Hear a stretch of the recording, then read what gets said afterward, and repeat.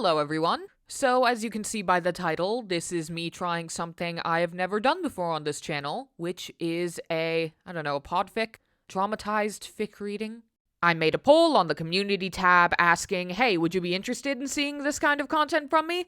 And the most voted answer was yes, as long as it still pertained to fandoms I've already done something for on this channel.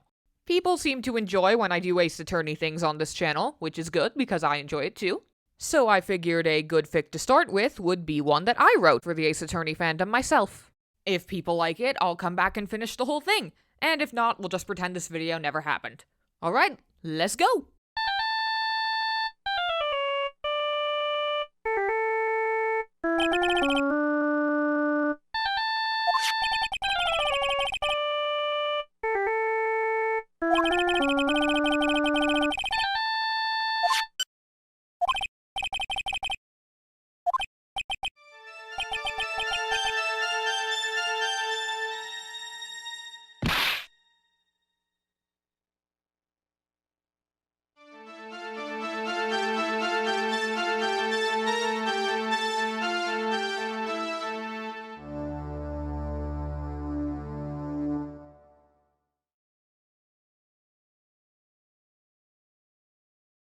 Foggy.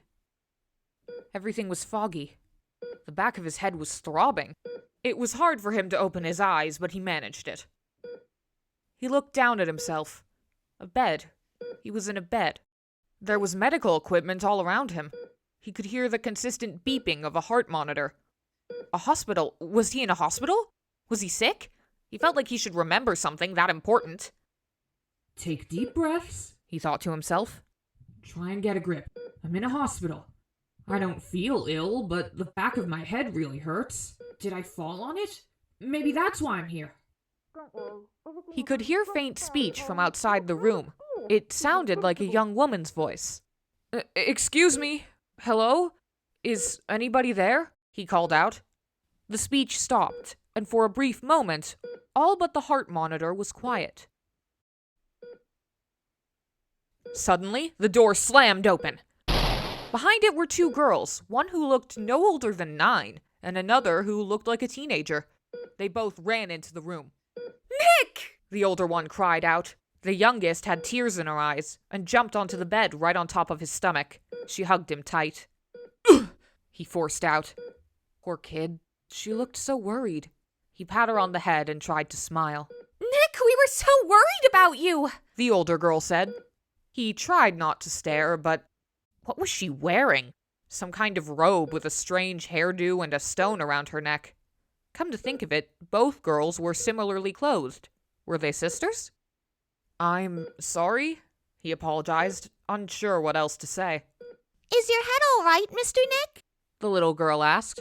It still hurts, but I'm sure it'll be fine, he told her. He tried to sound as confident as possible, just to make sure the poor kid wouldn't worry about him any longer. The doctor said it might hurt for a while. I'm just glad you're awake, the older girl said. You were unconscious for a whole day. I was starting to think you'd never get up. A whole day? Those miserable kids. He hoped he hadn't caused them any trouble. Whoever they were, they must really care about him. Why didn't he recognize them? She must have noticed the shock on his face, because the little girl added, But it's okay. Mr. Gumshoe took good care of us while you were sleeping. Yep, I'm awake now, and I'm sure I'll be just fine, he reassured them. This may not be a good time to ask, but do I know you? The two girls' eyes widened so much he was impressed they didn't pop out of their skulls. Come on, Nick. Now's not the time for jokes. You really scared us. What would Sis say if she knew you were trying to fool us at a time like this? The older girl scolded. I'm not joking! And why do you keep calling me Nick? Because it's your name, she retorted. Was it? That would make sense.